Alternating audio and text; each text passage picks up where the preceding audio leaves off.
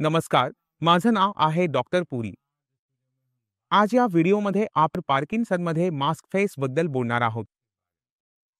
अनेकदा असं दिसून येतं की पार्किन्सन असलेल्या रुग्णाच्या चेहऱ्यावर कोणतेही भाव दिसत नाहीत. तो हसू इच्छितो, रडू इच्छितो, पण त्याच्या चेहऱ्यावरून काहीच समजत नाही. असं वाटतं जणू त्याने मास्क घातला आहे. भावना दिसेनाशा होतात. रागाचाही भाव दिसत नाही. हसण्याचाही भाव दिसत नाही. हे का होतं? कोणत्या कारणामुळे होतं? हे समजून घेणं खूप महत्त्वाचं आहे, कारण जर तुम्ही आजाराचं मूळ एकदा समजून घेतलं तर ते बरे करणं तुमच्यासाठी खूप सोपं होईल. तुम्हाला माहिती असतं की कोणतं पाऊल उचलायचं आहे, खाण्यात काय लक्ष द्यायचं आहे, पेशंटच्या आजूबाजूला कसं वातावरण तयार करायचं आहे, तर खूप मदत मिळते. तर सुरुवात करूया. सर्वात आधी की हे आपलं मास्कफेस बनत रहा आहे, तर आपल्या चेहऱ्याकडे बघा. समजा या सगळ्या स्नायू आहे. हे वर मी माझ्या भुवया हलवत आहे, तर हे स्नायू आहे. आणि या सगळ्या स्नायू आहेत.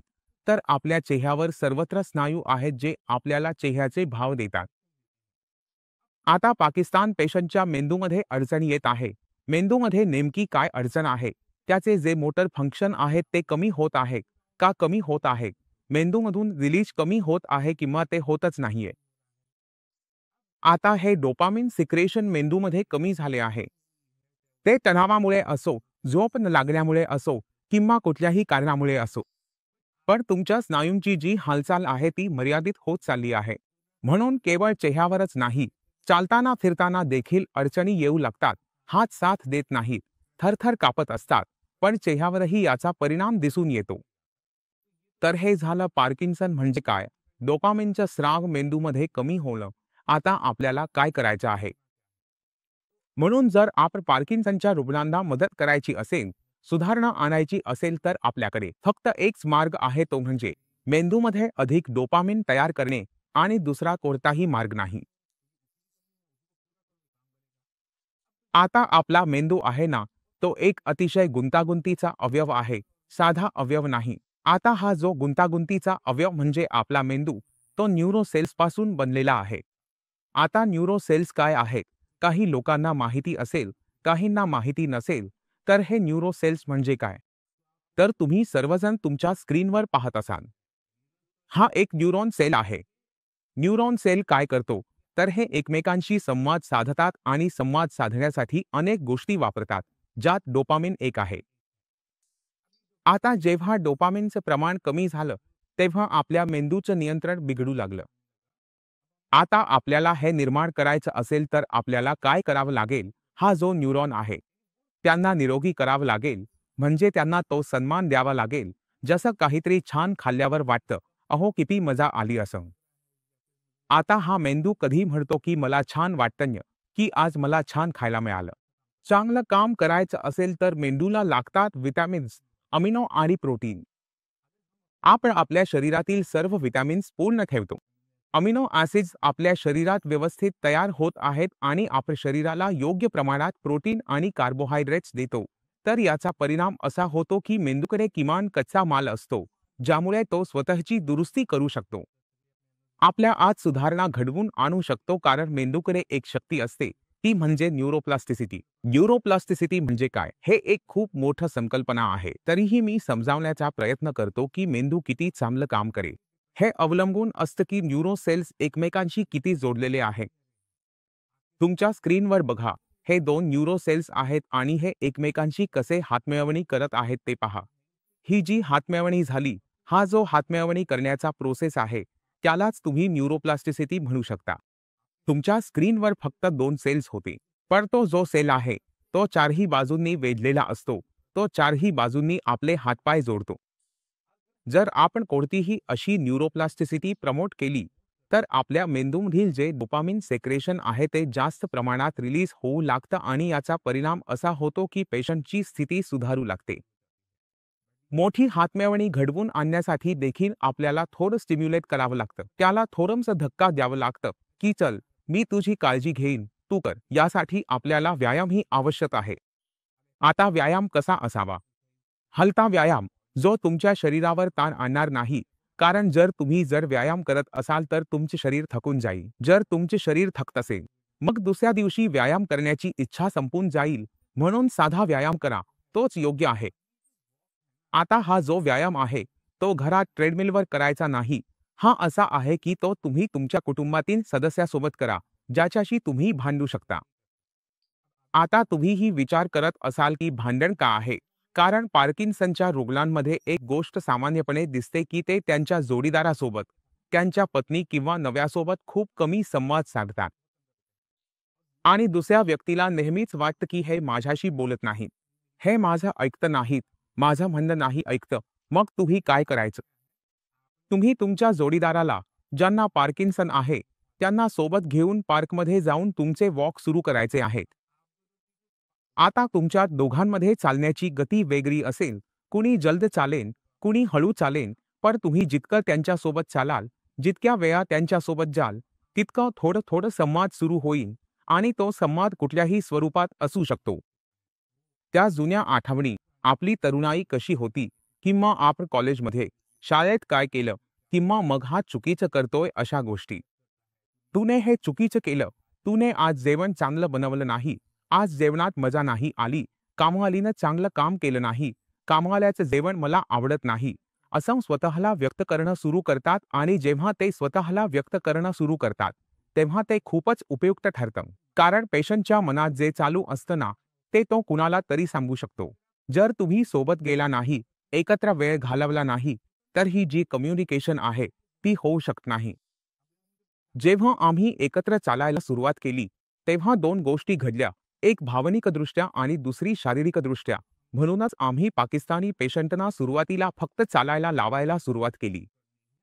कोणताही योग नाही, काहीच नाही. जसं जसं शरीरात सुधारणा व्हायला लागेल, मग योगा, स्ट्रेचिंग, तायची, ज्यावर आधीच खूप व्हिडिओ बनवले आहेत, ते तुम्ही करायचे आहे. आता आपण छंदांबद्दल बोलूया. हे जे छंद असतात, ते आपले छंद तरुणपणापर्यंत ठीक असतात. कोणाला नृत्य आवडतं, कोणाला संगीत आवडतं, कोणाला बागकामाची आवड असते. प्रत्येकाने आपल्या वयात काही ना काही छंद ठेवलेले असतात. पण जेव्हा आपण आपल्या कामात व्यस्त होतो, जबाबदाऱ्या येतात, तेव्हा कुठेतरी आपले छंद मागे पडतात. आता आपण निवृत्त झालो. निवृत्तीनंतर आपल्याला काहीच कळत नाही. आपण टीव्ही लावला आणि दिवसभर टीव्ही समोर बसून बातम्या पाहायला सुरुवात केली आणि आपले छंद केलेच नाही. आपण ते काम केलेच नाही जे आपल्याला आनंद देतं. मग आपण काय पाहतो की पेशंट जो आहे तो बरा होऊ शकत नाही. म्हणून पाकिस्तानमध्ये पेशंटची जी छंद आहेत, ते तरुण वयात असतानाच पुन्हा सुरू करणे गरजेचे असते, कारण ते मदत करतात पेशंटला डोपामिन रिलीज करण्यात. मग ते पेंटिंग असो, गार्डनिंग असो, पर कुठल्यातरी प्रकारचा छंद, जर तुम्ही तो पुन्हा सुरू करता, तर दिवसाचे 12 तासांपैकी 3 तास तरी तुमचा छंदच तुमच्याकडून घेतो आणि काही वेळातच तुम्ही चांगलं वाटतं असं जाणवायला लागतं. त्यामुळे हे खूप महत्त्वाचं आहे. हे तुम्ही नक्कीच करायला हवं. तिसरी आणि सर्वात महत्त्वाची गोष्ट म्हणजे तुमचं खाणं.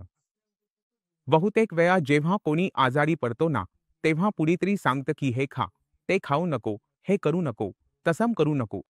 म्हणजे अशा प्रकारच्या गोष्टी पेशंटच्या शरीरावर लादल्या जातात. आता जेवण येतं, उपरलेलं. त्यात चव नाही, खाण्याची इच्छा होत नाही, असं वाटतं की हे मिळालं तर माझा दिवस छान जाईल. अशा अनेक गोष्टी असतात ज्या पेशंट सोडून देतो. हे सोडायला लावलं जातं. पार्किन्सनच्या पेशंटमध्ये तुम्ही हे काम करायचं नाही. मी जे देईन तेवढंच घ्या. तुम्ही काहीच करू नका. तुमच्या पोटावर इथलं उपचार सुरू होत नाही. पेशंटला जे खायला आवडतं, जसं की छोले राजमा आवडतात की भात आवडतो, ते द्यावं. जेव्हा कुणाची औषधं शियापासून सुरू होतात, तेव्हा तुम्ही आंबट बंद करता, पण बंद केलं तरी काही होत नाही. भातही खाऊ शकतो, तळलेलंही खाऊ शकतो. ठीक आहे, काही बंदी नाही. जेव्हा तुमचा उपचार इथून सुरू नाहीये, तेव्हा तुम्ही असू नये. तुम्हाला जे खायला आवडतं, जे तुम्हाला चविष्ट वाटतं, जे तुम्हाला आनंदी करतं, तेच खायचं आहे. फक्त एवढं लक्षात ठेवा की जेवणात भाज्यांचं प्रमाण थोडं जास्त असावं. 24 भाज्या, बटाटा, कांदा, मटार हे सगळं चालू द्या. त्याशिवाय उरलेल्या भाज्या जसं की कोबी, तिंडा या कुणालाच फारसं आवडत नाही. पण जर बनवलं असेल तर तुम्ही खाऊ शकता. आणि आपले जे अंडी आहे, जर तुम्ही नॉनव्हेज खात असाल तर आवडीने खा. त्याला थोडं जास्त प्रमाणात खा. सगळं काही खा, कारण जर तुम्हाला जेवण आवडत असेल तर तुमच्या मेंदूमध्ये आनंददायक रसायन तयार होत आहेत. पुढच्या वेळी जेवणासाठी तुम्ही स्वतःला उत्साही समजू शकता, कारण पेशंटला विचारलं की तुम्हाला काय आवडतं, काहीच नाही. जे काही समोर दिलं जातं ते खातो, असा त्यांचा दृष्टिकोन असतो. हा दृष्टिकोन बदलण्यासाठी काय करायचं? काय आवडतं ते शोधा. जे त्याला आवडतं ते थोडं-थोडं त्याला खायला द्या. समोर ठेवत राहा पेशंटसमोर. जेव्हा एक पोळीपेक्षा जास्त 2 पोळ्या खायला लागला, एक पोळी वाढवली त्याने, तर समजा की तुमचे ट्रीटमेंट पेशंटवर काम करते. तर हा झाला तो बदल जो तुम्हाला तुमच्या राहणीमानात करावा लागतो. यासोबतच आपल्याला आपल्या औषधांकडेही लक्ष द्यावं लागतं. कारण असं नाही की फक्त दिनचर्या बदलून किंवा खानपिन बदलून पेशंट पूर्णपणे बरा होईल. आपल्या खाण्यापिण्याबरोबरच आपली औषधंही लक्षात ठेवावी लागतात. कारण मेंदूमधील जी न्यूरोप्लास्टिसिटी आहे ती औषधांशिवाय शक्य नाही. औषधांशिवाय सुधारणा दिसून येणार नाही. आता मी इच्छितो की तुम्ही काही पाकिस्तान पेशंट्सना भेटा, म्हणजे तुम्हाला अगदी स्पष्ट कल्पना येईल. तुम्हाला समजेल की पार्किन्सनबद्दल जे सांगितलं जातं की ही बरी होणारी आजार नाही, यातून रिकव्हर होता येत नाही, असं काही नाही. सगळं काही शक्य आहे, पण त्यासाठी एक चांगली पद्धत लागते. फक्त औषधं घेतल्याने, फक्त उपचार किंवा फक्त व्यायाम केल्याने काम होईल असं वाटत असेल, तर तसं नाही. जेव्हा आपण सगळं एकत्र करतो, तेव्हा काही वेगळेच परिणाम मिळतात. तर तुम्ही स्वतः पाहिलं किती छान बदल येतात. तुमचं पाकिस्तान कोणत्याही टप्प्यावर असो, तुम्ही ही गोष्ट समजून घ्या आणि या सगळ्या गोष्टी आपल्या आयुष्यात अंमलात आणण्याचा प्रयत्न करा. सुरू करा, कारण प्रयत्न करायला सुरुवात केलीत की सुधारणा दिसायला लागती. आशा करतो या व्हिडिओमधून तुम्हाला बरंच काही समजलं असेल. तरीही तुमच्या मनात काही शंका असेल किंवा विचारायचं असेल तर नक्की विचारा. खूप स्वागत आहे. तुम्ही क्लिनिकमध्येही येऊ शकता, डॉक्टरांनाही भेटू शकता. याचसोबत धन्यवाद. पुढच्या व्हिडिओत भेटूया.